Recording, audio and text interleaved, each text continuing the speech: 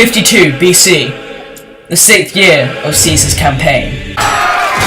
The goal of this brutal campaign was to conquer the territory of Gaul, turning it into a province of Rome.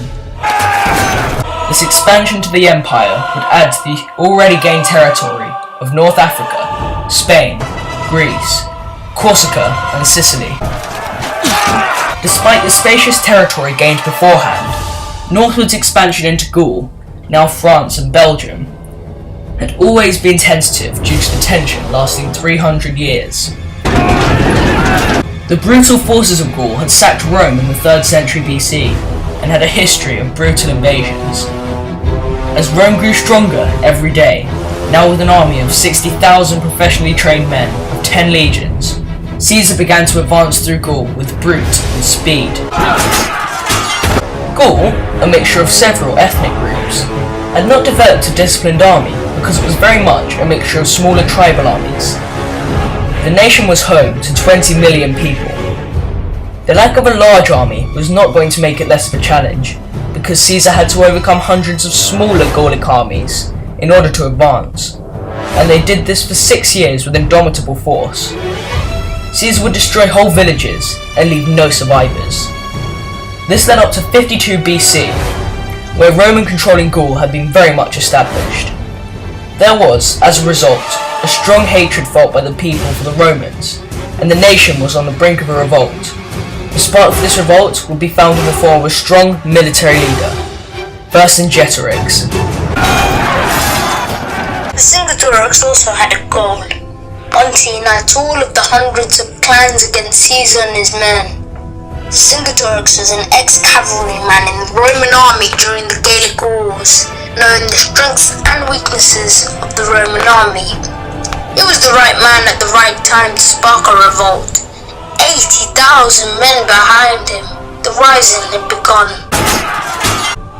He kept Caesar away from food and towns, and his army brutally slaughtered men, women and children in some Roman-controlled towns. Vercingetorix had an undoubtable will, and between him and Caesar, total war had broken loose. With the momentum he had, he seemed unstoppable. Vercingetorix had a strategy for this war, which was very much like a style of harassment. He had the knowledge that despite the numbers, the trained legionnaires would defeat them in conventional battle. Vercingetorix did something referred to as scorched earth. He burnt everything: towns, crops and countryside. Essentially everything the Romans needed to survive.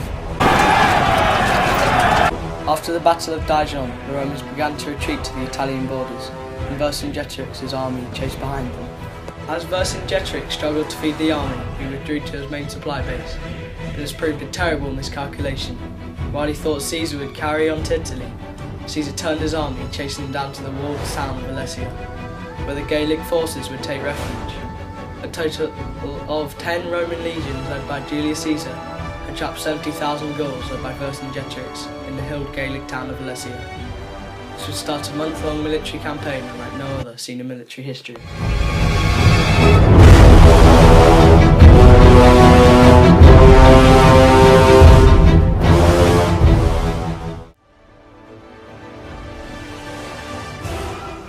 Alesia was a hilltop fort surrounded by river valleys with strong defensive features.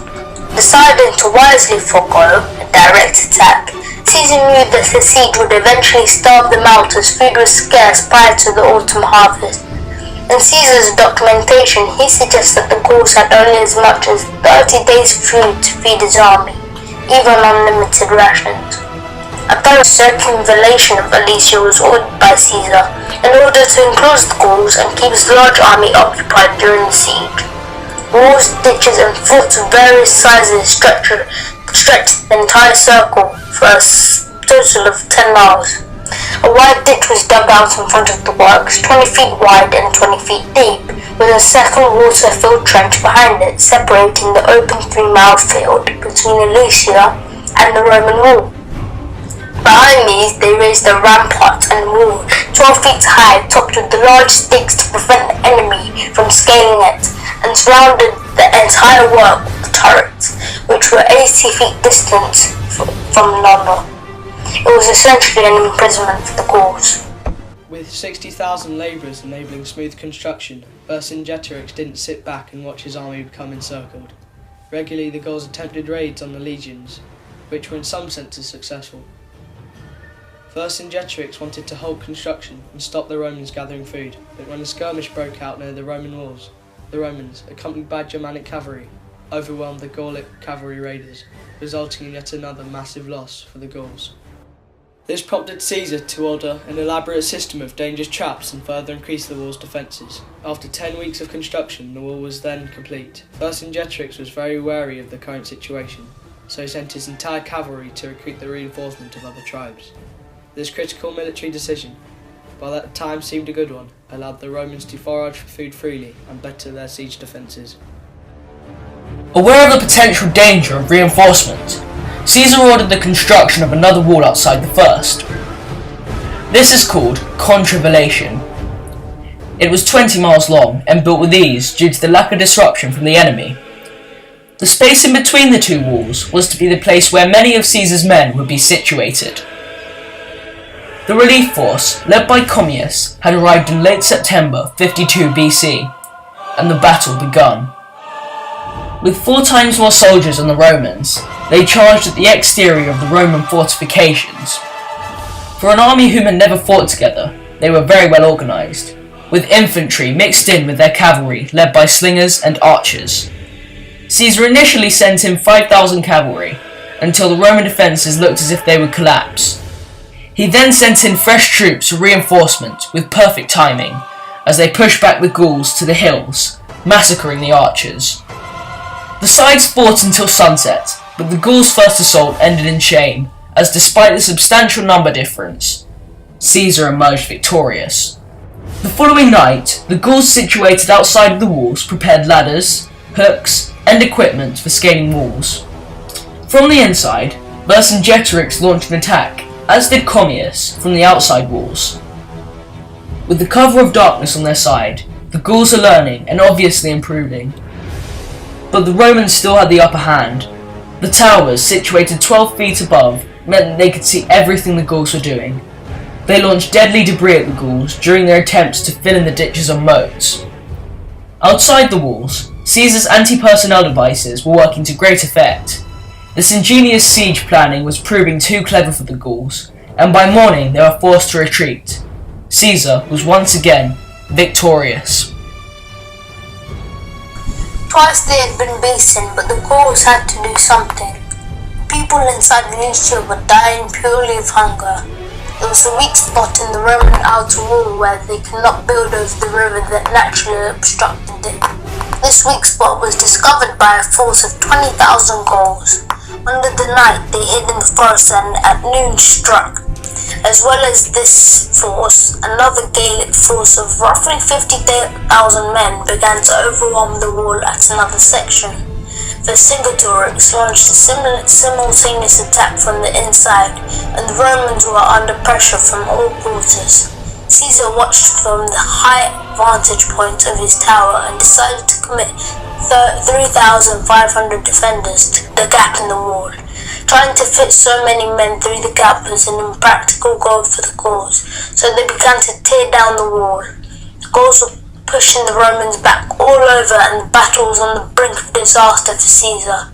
Therefore, Caesar decided to take matters into his own hands, leading 2,400 men into combat.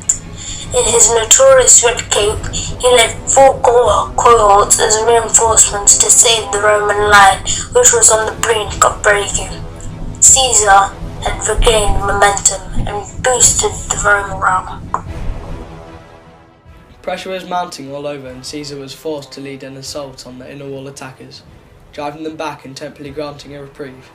Inspired by the sight of Caesar fighting on the outside, the Romans launched a full attack with brilliant success.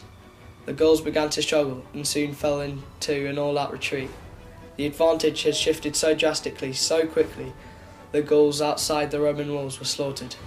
Caesar commented in his text that if not for the complete exhaustion of his men, he might have destroyed the entire Gallic army. Even so, by the end of the action, the Germanic cavalry would virtually wipe out the retreating Gauls, leaving only Vercingetorix on the inside. Forced back into Alesia after the defeat of his relief force, With no help of additional reinforcements, and only with the starving remnants of his own army, Vercingetorix was forced to surrender. Caesar sat at the head of his lines and waited for the approach of the Gallic generals. Vercingetorix emerged in his best armour, and his fellow leaders laid down their arms and knelt in submission, where he was eventually led away to Rome. The war was lost.